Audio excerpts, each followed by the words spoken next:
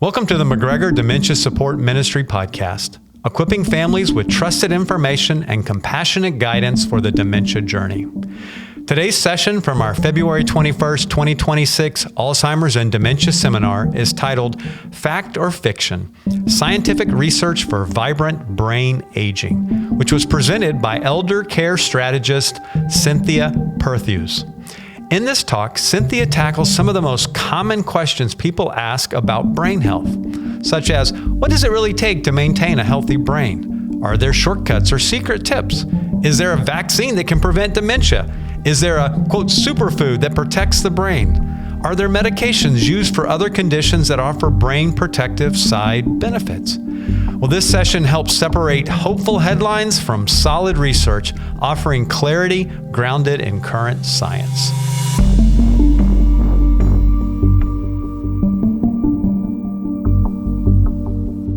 I really wish I had gone in front of Dr. Mast because my news is not as uplifting. So keep in mind to think about what he told you. And I want to give you a little bit of a brief description of where I come from. I come from a family who has Alzheimer's in one form or another, dementia, throughout as long as I can remember, which is back into the 60s. And I also have an APOE4 gene, which gives me that little bit of a higher chance of getting this disease. However, I now make my living and my world and my mission to help people understand what's out there and what we can do. And again, I loved the words that you had. I wish I had been to one of these in 2008 when my father was diagnosed, because I was lost. And I went to visited 25 different communities to try to figure out what we were going to do. We struggled through it all. And my father, who we thought had a lot of stars in his crown because he had been the deacon and the RA teacher and the Sunday school teacher, and he had us at church probably 5 or 6 times a week because that was our community. And we just thought that, of course, they would all be healthy because they had done the works, including in their faith. But we know that that is not how that's decided and how it's determined. So I really appreciated those words. Those are amazing. So when I looked at the title of my presentation and I realized that Dr. Mast just told us who we can trust, I'm going to tell you other people that we might not be able to trust besides our beliefs. And I'm going to talk to you today about 4 things. We're going to talk about the causes and things that we hear and things that we see. And we're going to talk about the cures that we hear about and see, treatments, and then prevention. With my father, we did what every person would do in the family, and what all of you I know have done. We looked for every single way to help him get a cure. And in 2008, there was not a cure for Alzheimer's. And in 2026, there is not a cure for Alzheimer's. And so I just have to be very frank with you that we do not have a cure. But we're going to talk to you about some of the ways that people want you to think we have a cure. So everybody's looking for the cure, but there's a lot of people who are looking for your money. And I want to point out some ways that you can hold on to your money, and let's see how we can get through this disease together. So this is a small little print that you're not going to be able to read, but I just want you to see in your packets, these are headlines that I found just in my research. You know, you're struggling with memory loss. This simple honey trick is leaving experts speechless. Has anybody heard of the honey trick? Yeah, okay. It's a trick. Trick is the operative word here. There's another one here. The only program that has been found to reverse cognitive decline. I have been to and heard a lot of speakers. I have read a lot of books, and I have heard a lot of people say, I have the one person that they reversed my treatment, reversed their decline. And I've sat in presentations with people this much and more and heard those words. And I thought, I didn't see it on 60 Minutes. I didn't see it on the news. I didn't read it in the newspaper. How is this guy keeping this secret about that he's curing Alzheimer's? The reason he's keeping the secret is because they're not curing Alzheimer's. So let's think about some things here. I want you to think about red wine. I know that in certain religions, red wine is not approved of. And in the 60s and the 90s, it didn't matter what your religion was, really. People were saying red wine was good. We heard about how great red wine was in the 60s through the 90s. And I have a picture of a bottle. There was no stopping the red wine. It had all these different things to it. I came from a family that we did not drink. And so I would tell my parents, but look at this letter. It said, look at this note. It says we can drink. And they would say, well, we don't believe in that. So we moved to the 2000s and 2010s, and they kind of backed away from all the wine you could drink to maybe just a couple of glasses. A couple of glasses were good. And then we moved into the 2010s and 20s, and there we heard that one glass was good. One glass of wine was good. And in the 2020s, especially into 24 and 25, until just recently, no wine was good. No alcohol was good. Why I point this out to you is because things change, and what we think is good becomes not good. But just recently, we had our health department say, it is good. So you have to trust yourself, and you have to trust the doctors, and you have to think of, the word I love is moderation. Here we have caffeine. Now, let's just think about the first part that you see up here. There is strong evidence to say that caffeine increases a person's risk of developing dementia. This is something we have seen in the past, that caffeine, there's no strong evidence to say that caffeine increases a person's risk. But most human studies suggest a correlation. This is a factual statement that has been made. But last week, poof. New findings published in February of 26 don't prove that caffeine causes, but it's possible other attributes protected by caffeine drinkers, that their brain health is protected. So we have a couple of years ago that caffeine, we're not really sure, but then last week, caffeine is good for you. So I don't know how many of you went out and started drinking 2 cups of caffeine because that's what the newspaper said. You have to think about, there's pluses and minuses to everything. I haven't had caffeine in about 20 years because it makes me nuts. But I'm not going to run out and do it because they've told me in the newspaper. That's what I'm trying to point out to you in these two stories. So let's look at some facts and myths that we hear about causes. The myth is, and we've heard this from Dr. Shaw, that dementia is a normal part of aging. That is not the truth. Dementia is a disease. It is not a normal part of aging. Here's a myth. Healthy living prevents it entirely. If only that were true. But that is not true. However, a healthy lifestyle reduces the risk and builds resilience. But it doesn't guarantee that if you do everything right, which we don't really know what is right. Is it caffeine or not caffeine? Is it red wine or not red wine? We don't know what is right. But if you do all of those things right, there's no guarantee that you are not going to get this disease. Here's one that I've heard a lot, that living under or near high voltage power lines exposes people to these low frequency electromagnetic fields. That is not true. There have been large studies that have found that's inconsistent. It is not true. However, we know that sometimes people live under power lines and they develop dementia. We know that sometimes people live on a ranch out in the middle of Wyoming and they develop dementia. So does living on the ranch develop dementia? Does living under the power lines? Those are not factual as of today.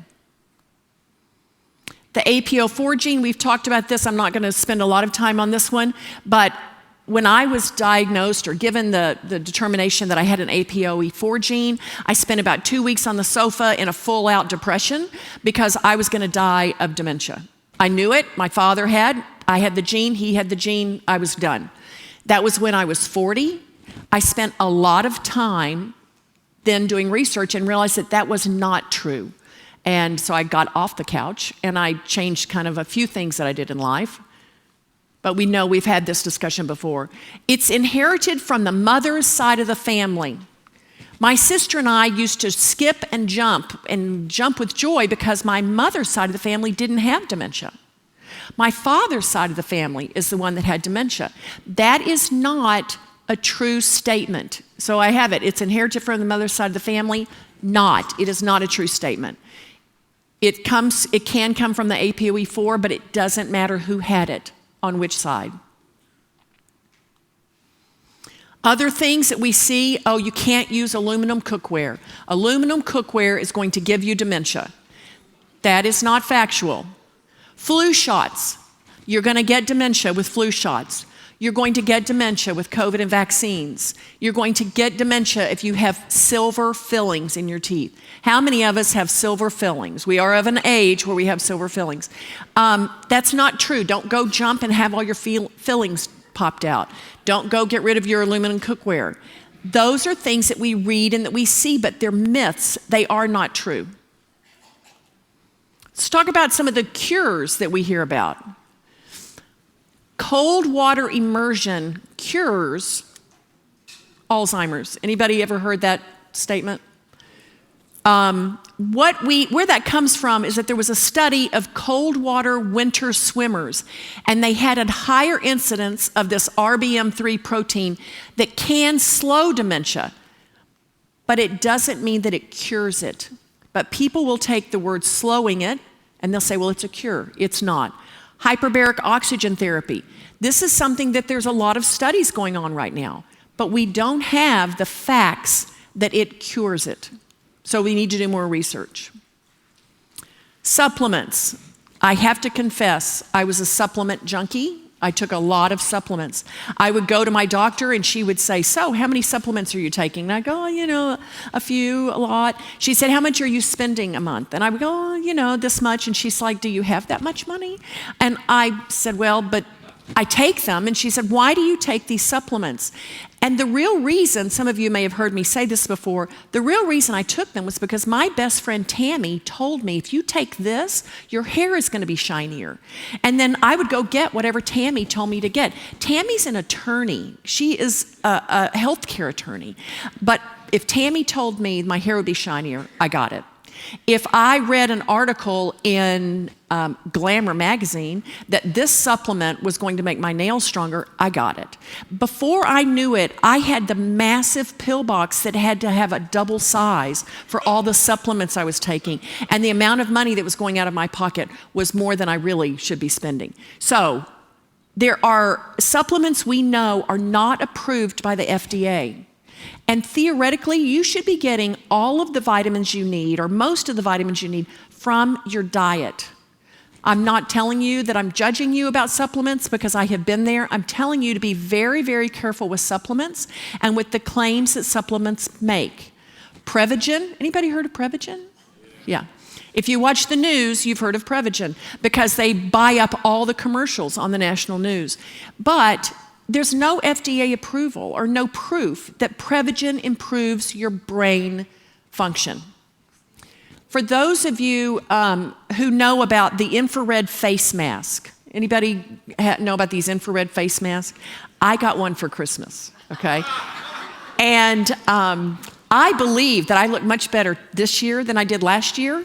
But part of the reason is because not only did I decide to use this mask, I decided to do a lot of things that would improve my skin. So is it the mask, or is it the Retin-A, or is it that I'm washing my face with better soap? Is it that I'm putting on sunscreen? What is the real reason that I look so good today? So it's the same thing with supplements. Maybe you're taking supplements, but you've also improved your diet. Or you've said, I'm going to take these supplements and I'm going to exercise more and I'm going to do other things. That may be the real reason that you're getting better with things. So be very careful. And if you want to take supplements, make sure you are telling your pharmacist or your doctor, because these things can counteract with medicines that you are taking that have been proven valuable. So let's talk about prevention. This is my most exciting part of this presentation, is let's talk about the myths. Early detection doesn't matter much. I want to know. I want to take the blood test. I want to know what the DNA is. I've been for massive brain scans. I want to know.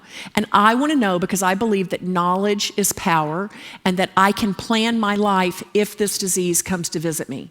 So I want to know. But so it does matter. It can matter. You can find ways to get into early treatments. There's a number of things you can do if you have early detection. Here's a myth. There is one cure or there's one magic bullet food supplement. There is not one thing that solves all of our problems in this disease. There's not one thing that prevents it, not one thing that treats it, not one thing that cures it. It's a plethora of things. This last myth is one of my favorites, that smell the peanut butter. My sister believes that if she read a report somewhere that said if you can smell peanut butter out of one side of your one nostril, you will not get dementia. You don't have it. You don't have a gene.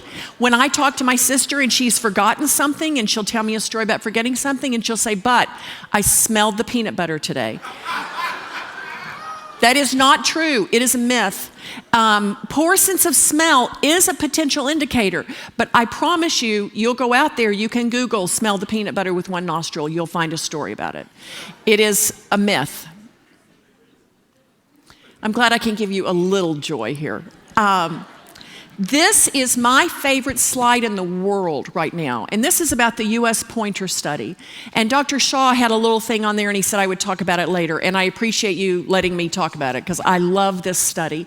This study, in a nutshell, was done by the Alzheimer's Association, and they took about 2,000 people of various ages, but older, and from various walks of life, various demographics, and they split them into two. And it was a 2-year study, and they said to one group, they gave them what I call the recipe. The recipe for strong cognition and for a healthy brain. And the other group, they gave them the same exact recipe, but they gave them a stick. They said, you're going to take it, you're going to write a journal, you're going to be held accountable, we're going to call you, we're going to manage and measure what you're eating, what you're doing, and we're going to see how these two groups come together in the end. And the group that just had the recipe but no accountability, they came together and their cognition had improved over people who had not had the recipe or the stick. Their cognition improved. The people who were held accountable, their cognition improved 2 times what the first group, because they were held accountable. They didn't fib. They did what they were supposed to do, and they reported it, and there were people watching them. Their cognition improved. Now, these were not people who had dementia. They were people of a certain age, but it was about their lifestyle. So I like to show this slide. These are the 10 healthy habits for your brain. I also like to call it, do what your mother told you to do. Okay? My mother told me in a nutshell, there's 10 habits here. My mother didn't tell me 10 things. She told me 4. And she told me to eat my fruits and vegetables. You see right up here is eat right. She told me to go outside and play. Get moving. She told me to go to school. Challenge your brain. Stay in school. Challenge your mind. And she told me to make a lot of friends. And that is socialization. We don't have that one here, but that's socialization. Those are the things that can keep our brains healthy. Because what is good for your heart is good for your brain, because that brain with the 2 grapefruits takes up about 25% of the blood and oxygen every time your heart pumps. So control your blood pressure, manage your diabetes, maintain a healthy weight. Those are things you should measure every day. You should measure things. You cannot manage what you cannot measure. My grandparents had that old-fashioned blood pressure cuff and the stethoscope, and they had it on their table in their kitchen. And I would go visit them for the summer, and they would get up at 5:30, which I thought was a crime. And they would go in and they would measure their blood pressure every day. And I just thought, if I get to that point, take me away, just shoot me. I measure my blood pressure every morning now, okay? However, it's a little cuff that sits in a drawer by my bed, so nobody really knows. I pull it out, I put it on, I put it back in. That helps me when I go to the doctor with my white coat syndrome, and I go in and they check my blood pressure and it is through the roof. I can say, yeah, but here, look what it really is. And so they know they don't have to worry about me because I am measuring. I weigh every morning. I don't always like what I see, but I weigh. Maybe if I weigh a certain thing, I won't have cake for breakfast. But, we do these things. These are things that we need to be managing and looking out for to be healthy all in our whole body. But it helps our cognition. And I just think this is very exciting. It is factual. It is almost free, and it works. Let's think about some treatment. We're not going to go over a lot of this because, again, Dr. Shaw did, but one of the things I want to point out is these two at the top, Leqembi and Kisunla, those are things that we talked about that are still being used. But let's look at Aduhelm. Aduhelm was approved in 2021. People were crazy excited about Aduhelm. Aduhelm has been discontinued for side effects. So just because something comes out and you see it and it says, oh, this is the greatest thing, you need to be aware and pay attention because sometimes, just like red wine, it's not the greatest thing. When I have this discussion a lot of times around the alcohol piece and things, how the things change, and they say, but there was a woman on the news last night. She was 103, and they asked her what her secret was, and she said a glass of whiskey and a cigar every night. And so they want to argue with me about why alcohol might not be the best thing for your brain. There's some other alternative theory. Near infrared light therapy, not the kind that I'm using on my face, okay, but it's a different kind of light therapy, that it can improve cognition, sleep, mood therapy, and it can reduce brain inflammation. This is something that's new out there that they're testing. We're going to see. There's another thing called lithium orotate. It may replenish brain lithium levels. It has reduced the tau tangles in mice. So you may hear about these things, but these things are not proven yet. You see words that are very important here. Can or may. It doesn't say that it does. The keto diet and the coconut oil supplements. It's a high-fat, low-carbohydrate diet. It is seen to show some improvement on MCI and early Alzheimer's. There's some decline in their cognitive decline, but it doesn't reverse it. All of these things also have side effects. This is a diet that might not be so good for your heart if you have heart issues. So you have to think about what are the pluses and the minuses of these things. But these are the terms that you will find when you go down the rabbit hole of research around Alzheimer's. These terms are things you're going to find. It can, it might, it could, it seems to. Those are the words we have to be very careful with, and we have to be very careful. So, in conclusion, the best way to prevent is to lead a healthy lifestyle. That is the best way. It's been proven. We know it. It's what's helped us with diseases from the beginning of time. It's helped us stay away from food poisoning. It's helped us do things by preventing and by leading a healthy lifestyle. This, you can't read this.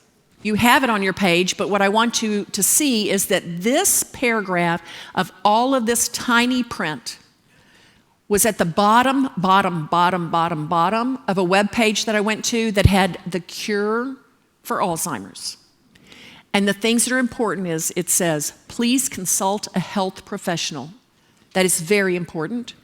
Whether you're using something that the Alzheimer's Association has approved, whether you're trying to clean up your lifestyle, please consult a health professional. The next one says, do your own research and confirm the information. This came off of a site that was selling some very expensive treatments and cures for dementia.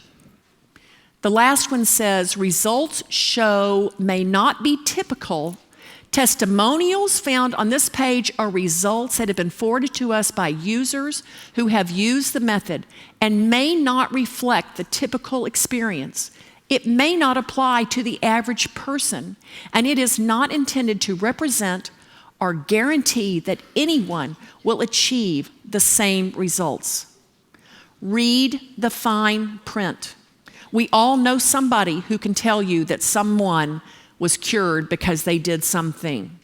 Read the print and do the research.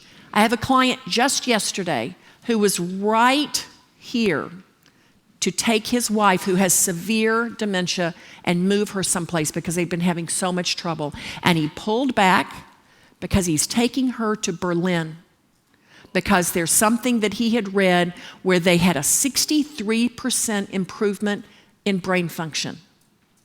And so I went in and I Googled 63% improvement in brain function, Berlin. And it had a lot of this language in there. Some have seen, some might see, and it was Leqembi, was what they were giving IVs of Leqembi in Berlin, which we have right here in Lee and Collier County.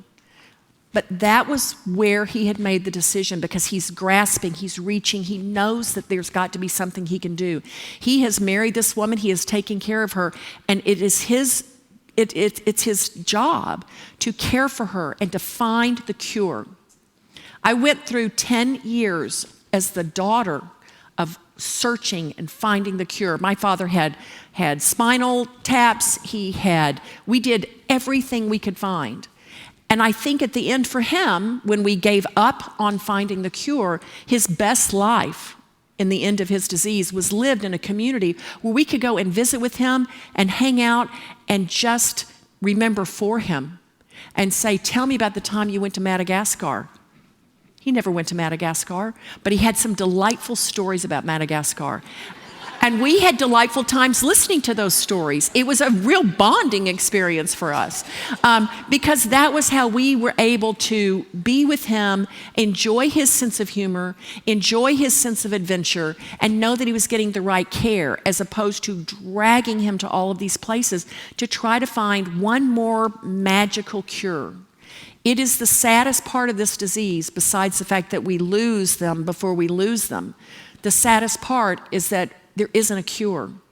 And even sadder is that there are people who make a lot of money trying to sell us something that is a myth. I wish I had good news for you. I wish I could come up here and say, who can we trust? And turn a page and say, here it is. But I can't. So I appreciate being here. I love this community. I love this program. I really appreciate you all having me. And I feel very honored to follow these two doctors because I don't have a doctorate. So I appreciate you all listening. Thank you.